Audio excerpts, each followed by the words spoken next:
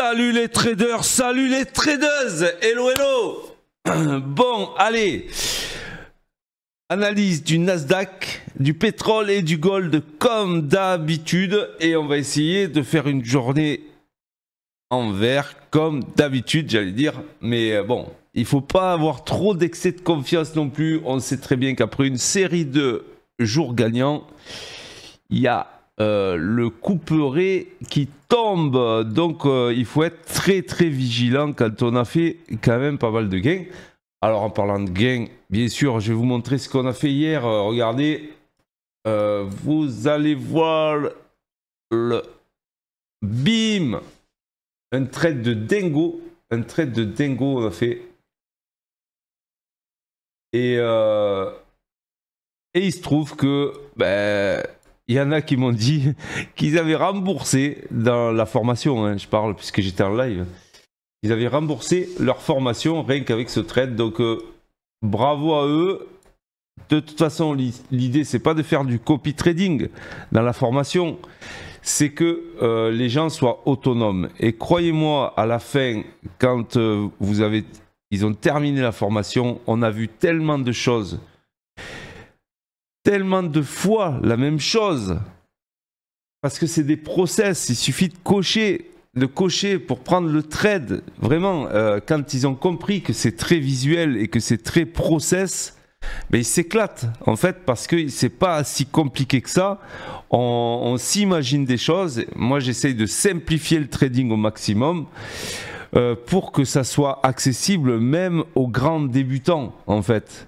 Donc les confirmés, ceux qui ont déjà beaucoup d'expérience, ils vont percuter déjà dès la deuxième semaine en fait. Ils vont commencer à percuter et à s'éclater avec la méthode parce qu'elle est vraiment gagnante.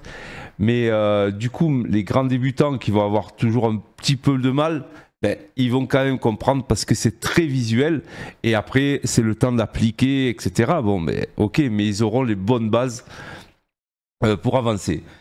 Donc voilà ce qu'on fait tous les jours. Je suis 4 heures à 5 heures en live trading, c'est-à-dire en partage d'écran où ils voient mes trades, ils sont expliqués, l'analyse, tout ça.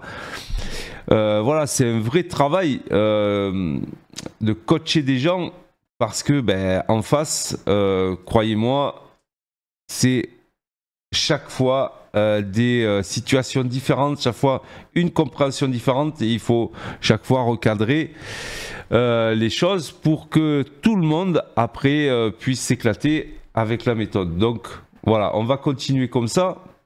D'ailleurs, tiens, puisqu'on me l'a demandé en plus, je vais vous afficher. Alors juste pour parler de ce trade, j'avais 5 mini à la fin du trade et du coup regardez, je vais vous montrer ce que j'ai fait ici. Voilà, ça c'est mon nouveau compte, vous voyez, le 5e compte, le 5e fameux compte, et j'avais bien commencé la semaine et du coup hier, donc j'avais commencé à 6000 avec plusieurs trades d'ailleurs, et hier j'ai fait 5000, donc grâce aussi à ce trade là que vous avez vu à l'image. Donc je suis sur 11 000, donc je vais pouvoir gérer ce compte. J'ai mis un daily stop loss à 1500 balles, donc jusqu'à maintenant j'avais pas de daily stop loss parce que je vous ai dit, moi je gère, il me faut du matelas et après je déroule. Voilà, même si je fais moins, c'est pas grave, mais du coup je déroule et on va voir si je fais moins. Bon, avec Top Step, ce qui est bien, c'est qu'on peut mettre stop à 0 et laisser partir. Donc du coup, ça m'arrange. Donc là, évidemment, voilà, 1500 balles. Donc vous comprenez bien que rien que hier, j'ai gagné, on va dire, quasiment 4 daily stop loss. Donc voilà, moi je m'arrête au daily stop loss. Je voulais vous parler aussi d'une nouveauté sur Top Step. C'est énorme. Vous en avez peut-être entendu parler. C'est passé un poil inaperçu. Mais ça date, je crois, d'hier. Je ne l'avais pas vu avant. Alors peut-être avant, mais je ne l'avais pas vu. Quand vous allez sur votre système de risk management sur qui est le plus évolué en fait de tous les risk management sur les propres firmes. Ça, vraiment, Top Step, ils ont fait fort. Donc là, sur la gauche, vous pouvez régler votre stop loss et votre TP en automatique, comme ça, bah, du coup, ça vous les met directement. Et puis là, c'est tout la section du risk management. Donc moi, vous voyez que j'ai mis 1500 balles. Et je lui ai dit, en plus des 1500 balles, si tu arrives à 1005, donc soit tu fais rien, soit tu liquides les positions, soit tu liquides les positions et tu me bloques pour la journée. Donc moi je lui ai dit, tu liquides et tu me bloques pour la journée. Ok, ça existait déjà. Vous pouvez faire pareil pour le daily win. Si vous mettez par exemple une target, si je gagne 500, ben j'arrête, tu me clôtures la position, pareil, vous pouvez. Ok. Mais, et là, vous avez aussi le nombre de trades par jour, vous voyez, le nombre de trades maximum par jour, tout ça, vous pouvez vous régler comme ça. Mais la grande nouveauté, c'est ce bouton. C'est ce bouton. Parce qu'en fait, dites-moi la vérité, les gars, les filles, dites-moi la vérité. Quand vous allez régler votre daily stop loss sur rythmique, par exemple, vous dites, allez, je mets 500 balles, ok, et vous réglez votre daily stop loss, ou alors même sur Top Step. Hein. Vous faites un trade à moins 400, à moins 400, d'accord? Et là vous dites, putain, je suis sûr que le prochain il va passer. Donc, qu'est-ce que vous faites? Vous allez dans les réglages du risk manager, donc soit rythmique, soit Top Step, et vous changez les réglages, même peut-être que vous annulez. Alors je vous dis ça parce que je l'ai fait aussi, je l'ai fait la connerie, donc du coup. Et donc ça sert à quoi d'avoir un daily stop loss en fait? Ouais, je vous le demande, ça sert à quoi d'avoir un risk management si vous le touchez tout le temps? Donc là, ils ont pensé à verrouiller les paramètres. C'est-à-dire que si je clique sur le bouton, regardez, j'ai déjà, moi, verrouillé donc le daily stop loss, mais les paramètres. Si vous cliquez sur Lock, vous verrouillez pendant une journée et vous ne pourrez plus changer les paramètres de votre risk manager. Et là, ça, je trouve ça hyper malin, hyper intéressant. Après, il faut le faire, c'est-à-dire que vraiment, il faut que vous le fassiez. Vous voyez, moi, je vais le faire. Tiens, devant vous, personal daily stop loss. Donc, locking risk, oui, lock risk setting for day. Donc, c'est les réglages. Yes, I lock. Donc, tout ça, maintenant, regardez, c'est je peux plus toucher à mes réglages. Et ça, c'est un vrai risk manager. C'est pas... voilà. Vous comprenez le truc? C'est un vrai risk manager. Donc, ça, c'est la nouveauté et je voulais vous le présenter ce matin parce que vraiment, il n'y a pas d'équivalent dans les propres firmes. Il n'y a que quand vous avez, on va dire, un compte réel que vous pouvez dire à votre broker de vous installer ça. Mais sur les propres firmes, ça n'existe pas. Ils ont encore innové Top Step, donc je dis bravo. Et ça date d'hier. Voilà. Donc c'est parfait. Alors pour ceux qui me demandent, les copy trading, c'est ici. Bon, après, il y a... Mais le plus intéressant, c'est vraiment les paramètres de risk manager. Ok? Donc hier, sur les gros comptes où j'avais demandé les 5 paiements, j'ai quand même tradé. Alors, c'est pas conseillé de trader hier. J'ai quand même tradé, j'ai fait 1000 balles. Voilà. Et là, aujourd'hui, je vais pas trader. Je vais attendre je vais attendre qu'il me paye parce que du coup, voilà. Je vais attendre qu'il me paye et je continuerai à trader après. Ok? Voilà, tout ça pour vous dire ça. Donc c'est quand même intéressant. Moi je trouve que là Top Step ils ont marqué un grand coup, hein, vraiment un grand coup, parce que parce qu'ils innovent et c'est vraiment pratique en fait. C'est vraiment ce qui se passe dans les salles de marché professionnelles. Hein. Vous pouvez pas revenir sur votre réglage, c'est-à-dire votre daily stop loss. Vous vous faites éjecter de la salle et vous revenez demain. Donc c'est comme ça que vous allez arriver à protéger votre capital, à être très strict dans votre daily stop loss, dans votre risk manager. Bon voilà. Alors, qu'est-ce qui se passe aujourd'hui sur les marchés? Alors juste un truc, oui, ce que je voulais vous montrer aussi, et après j'arrête, c'est les dates de formation. On me l'a demandé. Voilà, la prochaine formation. Alors sachez que la formation est éligible CPF. On est très très peu en France à être éligible CPF, trading et finance. Donc pourquoi? Parce que j'ai l'école Financia Business School qui est derrière moi et qui m'appuie et qui m'a fait confiance.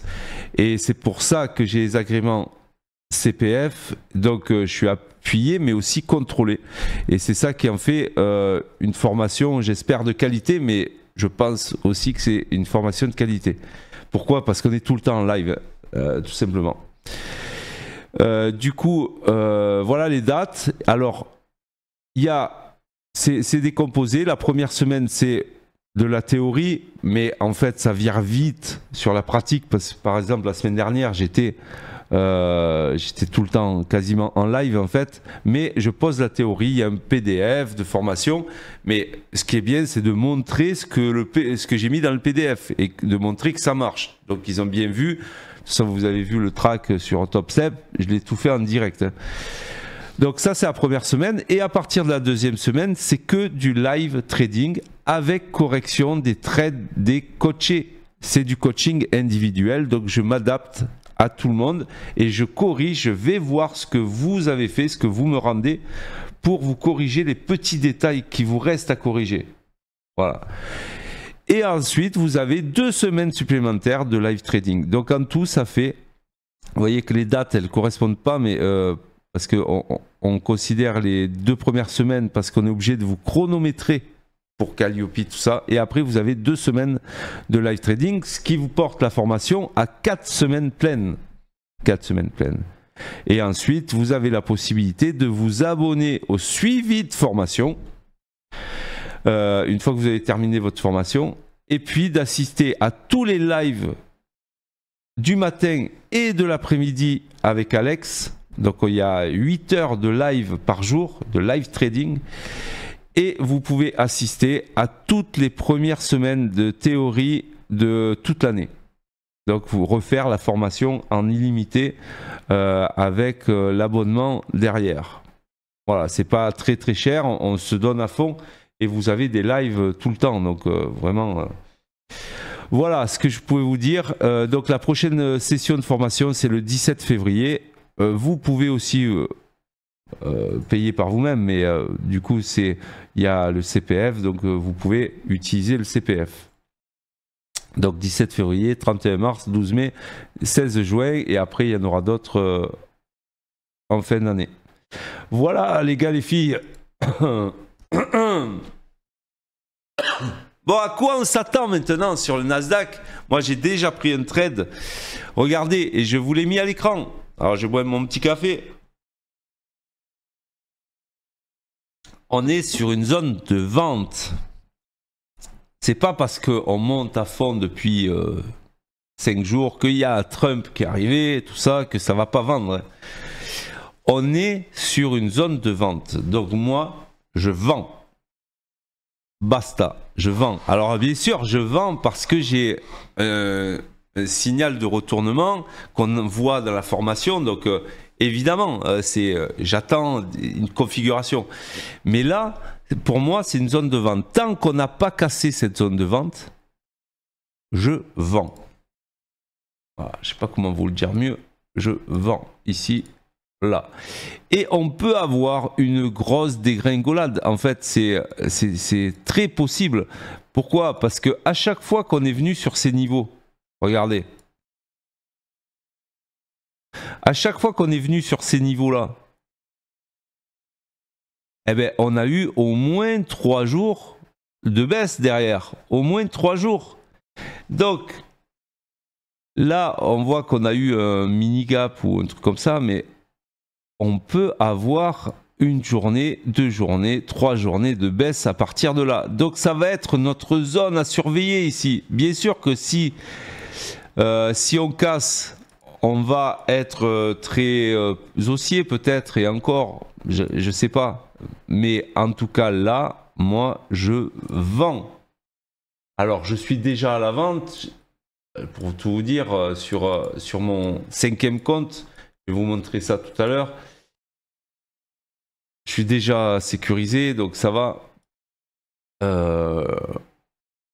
Il y en a un qui me disait dans les commentaires, pourquoi tu fais pas tes météo bourses là en direct? Alors sache, celui qui m'a dit ça, que pendant 756 émissions de météo bourse, je les faisais tous en direct. Bon, c'est pas parce que voilà, mais de faire une vidéo, ça me dure, allez, 30 minutes plus le montage, tout ça.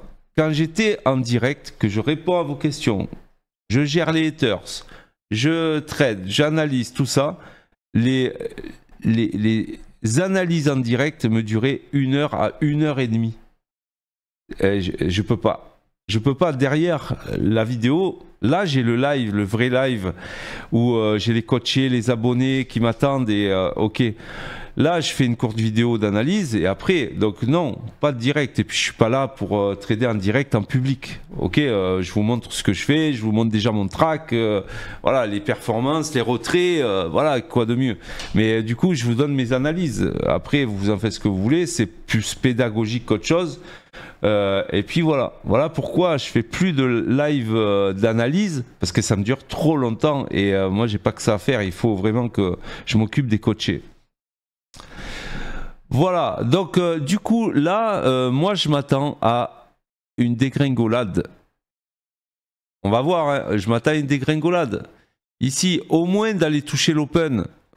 Allez, d'aller toucher l'open, mais je m'attends à revenir sur des très bas, c'est-à-dire vraiment faire allez, on est à 850 de revenir sur les 700, 150 points, mais encore peut-être même plus bas.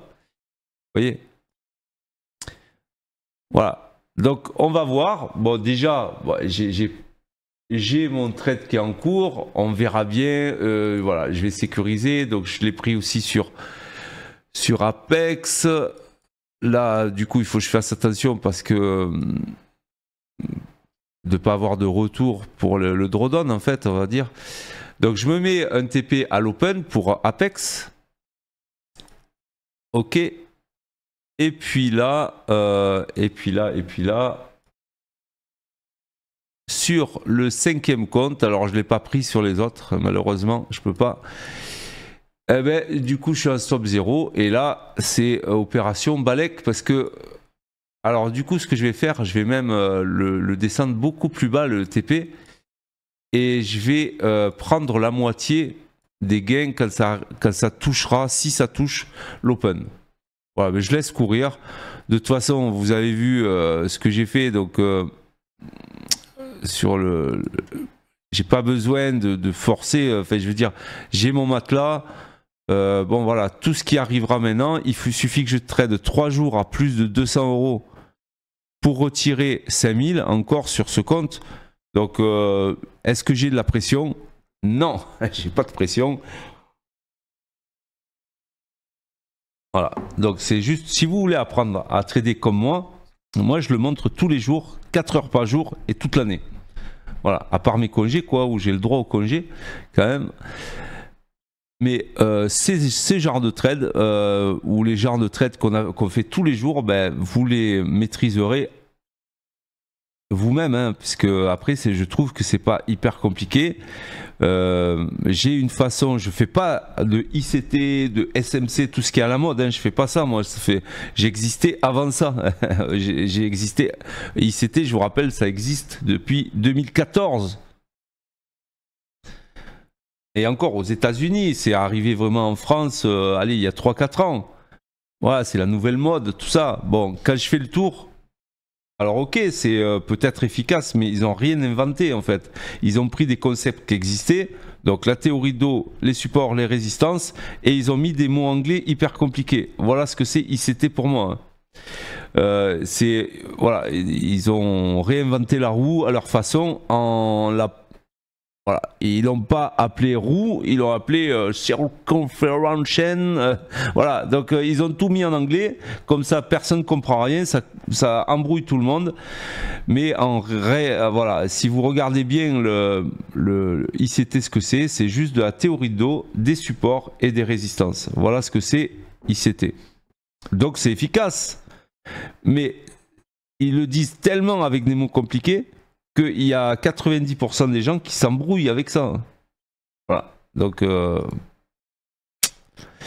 nous, on ne fait pas de ICT, on fait du trading normal. Voilà, du trading normal. Et ça gagne. En fait, on fait du trading qui gagne. Voilà, donc je suis à 1500 sur le trade, donc je vais laisser courir. L'autre, je suis à... Alors, justement, je vous ai mis ici pour vous montrer, du coup, je vais un peu expliquer au coaché Bookmap. Je le mets souvent dans les suivis de formation, pas dans la formation, mais dans le suivi de formation. Et j'explique un petit peu les liquidités, les prises de liquidité. Là, on voit que sur les 21 825, on a des grosses liquidités qui attendent, parce qu'ils attendent en fait les opérateurs, les fonds, je ne sais rien, ils attendent. Après, on a une liquidité à 21 800. Et ça, c'est un peu la réplique des options. En fait, ils se basent, moi je pense, sur les options pour placer les mêmes ordres que ce qu'ils ont sur les options. Vous savez, les options, c'est eux qui créent le plus de volume hein, sur les marchés. Et donc, ils sont obligés de se placer à l'avance, les options, parce qu'ils calculent là, les bêtas, les gammas, les machins.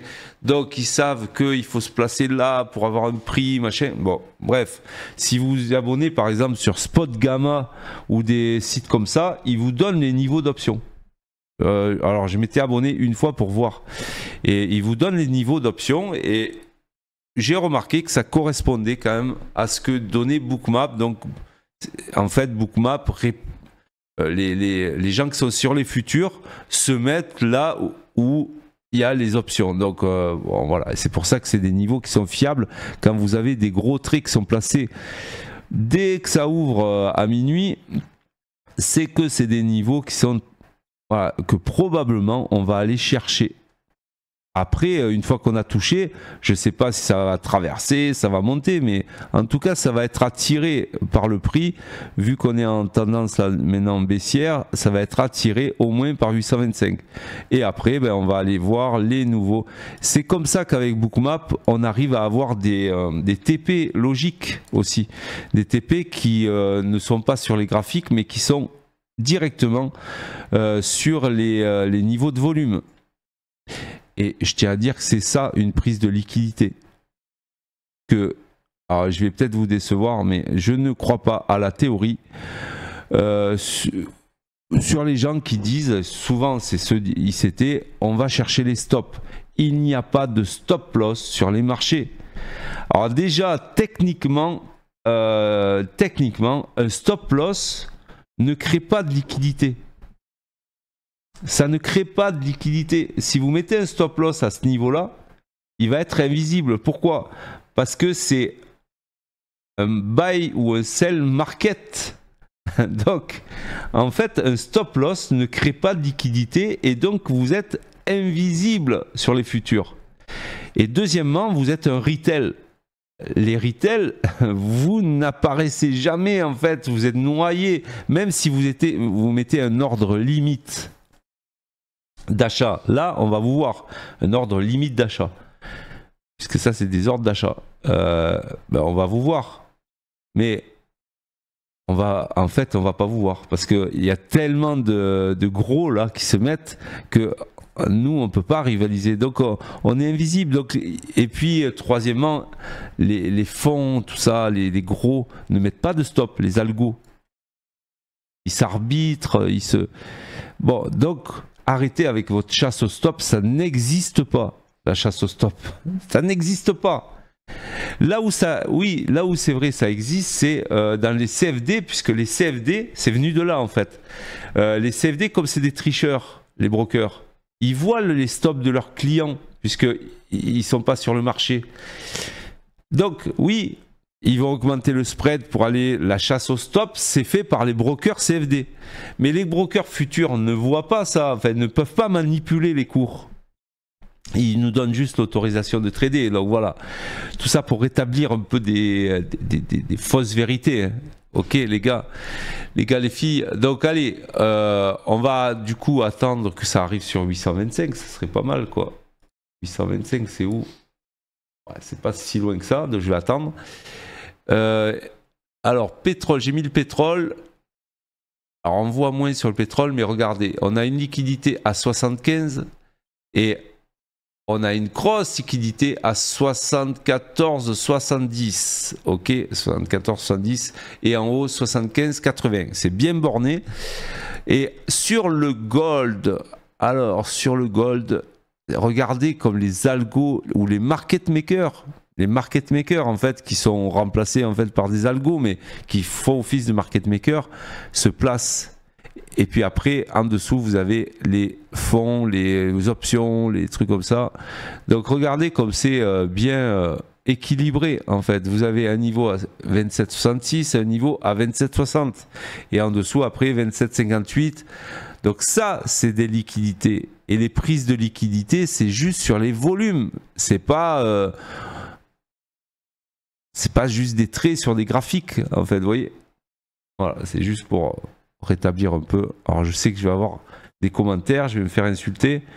Mais bon, ça, j'ai l'habitude. Ok.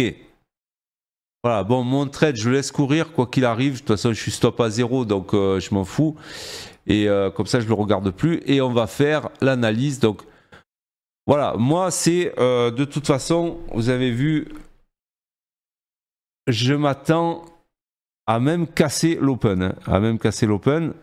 Du coup, on va bien voir. Et je m'attends à une grosse journée baissière. Maintenant, je m'attends à ça. J'en sais rien en vérité. Mais c'est parce que juste j'ai regardé ce qui s'est passé sur ce niveau historiquement. Donc chaque fois qu'on est venu sur ce niveau, on a décalé à fond, quoi. Donc je me dis, le repli, il peut être important. Ok ? C'est les probabilités et les potentiels que je vous dis tout le temps. Là, il y a de la proba et du potentiel, donc je vais laisser courir. Et on va voir ce que ça va donner, ce gros trade. Bon, allez, je vais passer sur le gold. Goldie. Alors, ça, c'est intéressant. Regardez. Ça, c'est intéressant. Regardez, ce niveau vert ici. C'est le plus haut de la semaine dernière. Donc évidemment que ça va être le niveau bascule de la journée. Si on passe, bim, à la cave, c'est un niveau weekly. Bien sûr, c'est un niveau weekly. D'accord ? Et si on reste, bien sûr, donc on a fait une exagération, un excès comme tout le temps en fait, mais regardez, on est dans la même situation que le Nasdaq, on est sur des niveaux qui ont super bien fonctionné dans le passé, regardez, bim, là. Donc pour moi, il y a un gros risque à avoir une chute, chute, alors pourquoi j'ai fait ça moi? Tac. Template, load, rouge. Ok. Voilà, donc évidemment que là, si on passe sous ce niveau, pour moi, il y a des grandes chances de revenir. Et vous voyez qu'en fait, il y a des niveaux qu'on n'a pas comblés. Hein, parce que voilà, les trous de liquidité, parce que pour moi, ça, c'est des trous de liquidité. Et du coup, évidemment, alors blanc, non, pas ça, blanc, load. Voilà. Non. Ok. Voilà. Donc pourquoi pas une target sur ce niveau et ça nous ferait en fait une target énorme parce que c'est très très loin. Donc si on reste au-dessus de ce niveau, ok. Donc moi ça serait plutôt un plan acheteur parce qu'on est sur des niveaux bascules, ce que j'appelle les niveaux bascules évidemment. Et là ça serait déjà je vendrais à partir de la cassure de ce niveau. Et après, bien sûr, si on arrive sur les bas, après, bien sûr qu'il y aurait des achats à faire. Ok. Voilà. Le gold, on est directement sur les niveaux, donc c'est intéressant. Alors, bien sûr que c'est pas facile de trader. De trader quand on a un sens très haussier, tout ça, et de se dire ouais il faut vendre. Oui mais c'est comme ça, le marché il est là pour faire des excès, une fois, voilà. Mais après il faut se fier au niveau. Donc on a un double niveau, le niveau l'open et le plus haut de la semaine dernière. Il faut juste attendre que ça casse. Tant que ça casse pas, c'est acheteur quoi. Ah c'est tout hein. Parce que c'est le niveau de la journée sur le gold. Hein. Et donc il est à 27,61,3. Voilà messieurs, dames. Allez, on va faire un tour sur le pétrole. Et puis je vais vous dire à demain après. Alors le pétrole. Là on voit que c'est pas la même situation. Mais pas la même. Mais regardez, en fait on revient toujours sur les mêmes choses.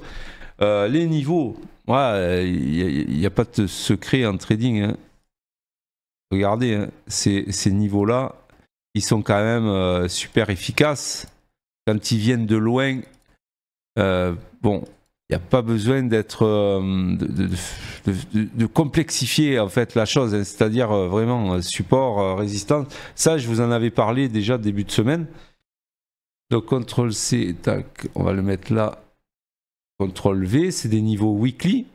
Et je vous avais dit tout en haut que, évidemment, rappelez-vous que c'était un niveau où forcément il peut y avoir des ventes parce qu'on est très très haut. Et c'est ce qui se passe un petit peu sur le Nasdaq. On est un peu dans la même configuration sur le gold. Donc on va voir ce qui se passe. C'est tout. Mais tout se ressemble hein, en fait. Quand on est tout là-haut, ben, y en a qui pensent que à acheter parce qu'ils disent la tendance est mon ami, et sauf que moi, quand je suis tout là-haut, que je vois des zones, ben, je pense plutôt à vendre. Voilà.